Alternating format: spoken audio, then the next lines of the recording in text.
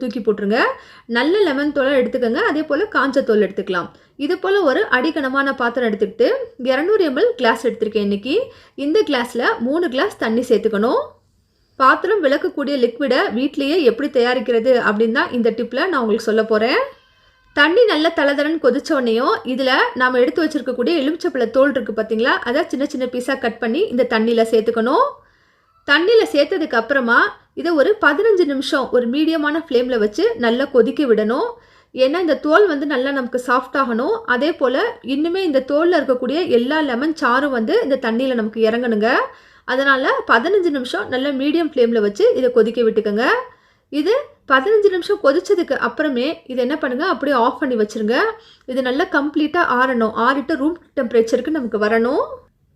இது போல் drips and ட்ரிக்ஸ்க்கு நம்ம சேனலை அவசியம் நீங்கள் ஃபாலோ பண்ணிக்கோங்க. இப்போ நல்லா ஆறிடுச்சு. ஆறினதுக்கு அப்புறமா